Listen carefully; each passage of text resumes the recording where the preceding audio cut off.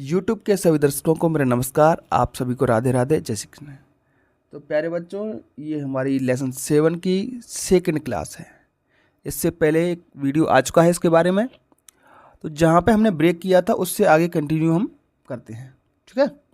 और चलो, उम्मीद करता हूँ बेटा आपको सारी चीज़ समझ में आ रही होंगी। फिर भी कोई भी डिफ़िकल्टी आपको रहती है तो आप कमेंट बॉक्स में मुझे बता सकते हो, मैं उसका रिप्लाई कर दूँगा। चलिए, अपनी पाठ्य पुस्तक निकालिए और देखिए यहाँ पर हमने ब्रेक किया था क्लास, ठीक है। इससे पहले का हम सॉल्व कर चुके हैं। तो चलिए क्वेश्चन नंबर बी देखते हैं। इंश्योर करें प्यारे बच्चों कि आपके सामने पाठ्य पुस्तक है और आप अच्छे से समझें और इस वीडियो का स्क्रीनशॉट लेकर के अपनी बुक फिल कर सकते हैं। समझने पे फोकस ज़्यादा होना चाहिए। बेटा नाउन क्या होती है बताओ ज़रा, और वर्ब क्या होती है। तो इस तरफ जो आपको चीज़ें दिख रही हैं वो सब वर्ब हैं। जैसे वीव, WEAVE, वीव। वीव माने होता है बुनना, ये एक काम है। पिछला जो वीडियो है उसमें भी मैंने समझाया था बुनना। अगर वर्ब में मैं ER लगा दूं तो वो नाउन बन जाता है। तो वीव में ER लगाएंगे तो वीवर बन जाएगा, WEAVER। वीवर मतलब बुनने वाला, ठीक है, बुनने वाला। तो बस यही काम आपको इस प्रश्न में करना है। दूसरा देखो जरा, पहला देखो, पहला टीच, TEACH। टीच माने होता है पढ़ाना, TEACH। ये एक वर्ब है। टीच मतलब पढ़ाना। इसमें ER लगा दो तो क्या बन जाएगी स्पेलिंग, TEACHER। टीचर मतलब पढ़ाने वाला, पढ़ाने वाला। ये वर्ब है और ये नाउन बन गई। कितना आसान है बेटा। वर्ब में आप ER लगा दो तो वो नाउन बन जाती है। बस यही काम हमें करना है। लर्न, लर्न मतलब सीखना, तो LEARN, इसमें ER लगा दो, क्या बन गया, लर्नर, सीखने वाला। चेक, चेक मतलब जांचना, तो इसमें ER लगा दो, चेकर मतलब जांचने वाला। रन, रन मतलब होता है दौड़ना, तो इसमें ER लगा दो, दौड़ने वाला, रनर। इसको हिंदी में धावक भी कहते हैं, ठीक है। प्रीच, PREACH, प्रीच माने उपदेश देना, ये एक वर्ब है। इसमें ER लगा दो तो बन जाएगा आपका प्रीचर, मतलब उपदेश देने वाला। तो याद रखें प्यारे बच्चों, वर्ब में हम ER अगर जोड़ दें तो वो नाउन बन जाता है। इस चीज़ को हम याद रखें, ठीक है। चलिए, दैट्स वेरी गुड। आगे बढ़ते हैं। कुछ क्वेश्चन आंसर आपके लिए दिए गए हैं। Which flowers are mentioned in the poem. अभी पिछले वीडियो में आपने चैप्टर भी देखा था अच्छे से। Which flowers are mentioned in the poem, तो कौन कौन से फ्लावर्स का जिक्र इस पाठ में किया गया है। क्वेश्चन नंबर 1 का आंसर देखो, मैंने यहां लिखा है, ये pansies, lilies, daffodils are mentioned in the poem. इतना सा प्रश्न से लिया है हमने, समझ आ जाएगा प्यारे बच्चों। तो इन 3 फूलों के नाम इस पोइम में है, pansies, lilies and daffodils. Question number 2 देखते हैं प्यारे बच्चों। Why is the atmosphere joyful everywhere. Question number 2 का answer, why is the atmosphere joyful everywhere. ये रहा इसका answer, the atmosphere is joyful everywhere. इतना प्रश्न से लिया है हमने। द एटमोस्फियर, ये वर्ब है, इसको एटमोस्फियर के बाद में लिखेंगे। The atmosphere is joyful everywhere. बेटा अगर प्रश्न में वाई है तो इसका जवाब हम जब लिखेंगे तो आंसर में लिखेंगे बिकॉज, BECAUSE। बिकॉज का मतलब होता है क्योंकि। आपसे पूछा गया क्यों, तो आप जवाब दोगे क्योंकि। ऐसा क्यों होता है, बिकॉज स्प्रिंग इज कमिंग। हर जगह क्या है, जॉयफुल है, हंसी खुशी है क्योंकि स्प्रिंग आ रही है। इसी तरीके से क्वेश्चन नंबर 3 देखते हैं। Whom does the poet ask to make a nest? Whom does, किससे पूछा है पोइट ने, पोइट मतलब कवि ने, टू मेक अ नेस्ट, घोंसला बनाने के लिए किसको कहा गया है कवि के द्वारा, और क्यों कहा गया है बताओ जरा। तो पार्ट में हमने देखा था मेक योर नेस्ट बर्डीज, बर्डीज, बर्डीज मतलब पक्षियों को कहा गया है। अगर प्रश्न में डज है तो बेटा ये जो मुख्य क्रिया है उसमें हम क्या लगाएंगे, एस या ई एस लगाकर इसका जवाब देंगे। तो क्वेश्चन नंबर 3 का जवाब इस तरीके से हो जाएगा प्यारे बच्चों, ये मैंने कहाँ लिख दिया, ये रहा। द पोएट आस्क्स, देखो एस लगा दिया हमने वर्ब में, बर्डीज, BIRDIES, डबल डी हो गया बेटा, एक डी हटा दें, BIRDIES, birdies to make a nest. और ऐसा क्यों कहा गया है, because spring is coming, spring का मौसम आ रहा है, तुमको रहने के लिए घर की जरूरत पड़ेगी, इसलिए अपना नेस्ट बना लीजिए। क्वेश्चन नंबर 4 भी देखते हैं प्यारे बच्चों। What is a nest made of, nest किस चीज़ों से मिलकर बना हुआ है।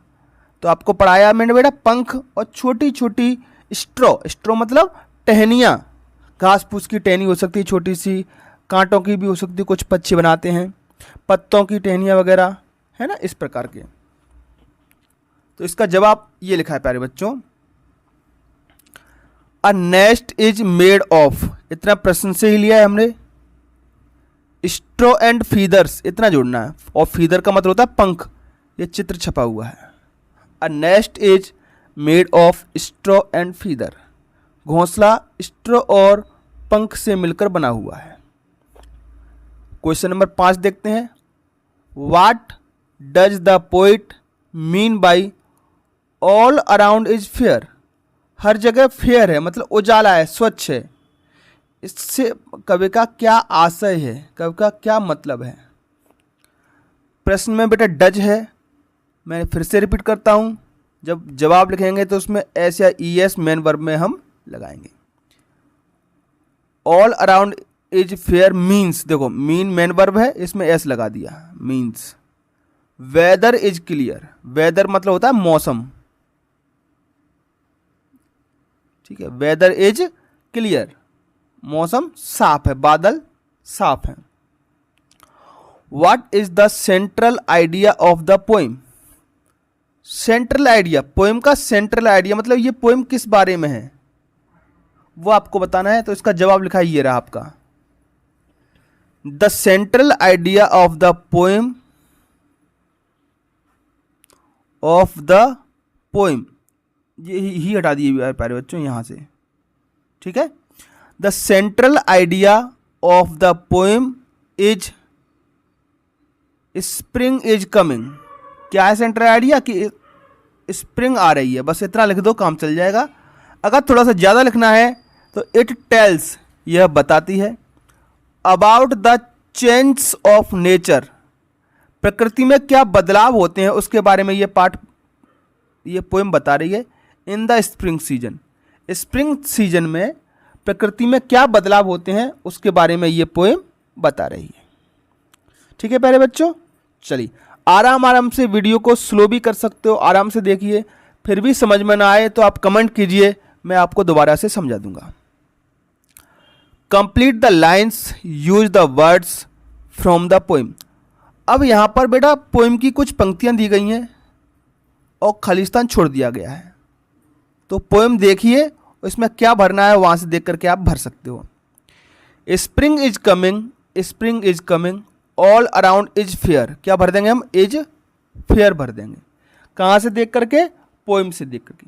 इस पोइम की 4 लाइनें बेटा आपको याद भी रखनी होंगी, पेपर में पूछा जा सकता है। Shimmer and quiver on the river, joy is everywhere, तो सीधा का सीधा पोइम से देख करके आपको फिल करना है। क्लियर, चलिए लेट्स टॉक, बात कर लेते हैं बेटा। इसके जवाब आपको लिखने की जरूरत नहीं है, टॉक मतलब बात करना, ये बात किससे करोगे आप? अपने दोस्तों से। With the help of the question given below, नीचे दिए हुए प्रश्नों की मदद से। टॉक टू योर फ्रेंड, अपने दोस्त से बात कीजिए, दोस्तों से बात कीजिए, फ्रेंड्स लिखा हुआ है। About the different seasons of a year, साल के अलग अलग मौसमों के बारे में। तो बेटा 4 मौसम साल में होते हैं। How many seasons are there in a year, बेटा अलग अलग देशों के हिसाब से सीजन भी लोग अलग हिसाब से बांट लेते हैं। वैसे समर, ये जो बुक में दिया गया है, विंटर, स्प्रिंग, ठीक है, और फॉल, FALL, ये 4 सीजन आपके होते हैं। इन्हीं के बीच में कहीं कहीं बारिश का सीजन भी आता है, रेन, जब बारिश का मौसम होता है खासकर जुलाई और अगस्त में। ठीक है प्यारे बच्चों, चलिए पहले वाले वीडियो में मैंने आपको ये चित्र भी दिखाया था, ये 4 सीजन के बारे में बताया मैंने। जो नॉर्दर्न हेमिस्फीयर है, पृथ्वी का जो नॉर्थ पार्ट है, वहां पर 4 प्रकार से मौसमों को बांटते हैं। जैसे स्प्रिंग सीजन आता है मार्च, अप्रैल और मई में। समर आती है जून, जुलाई और अगस्त में। अब अलग अलग देश के हिसाब से ये चेंज भी होता है।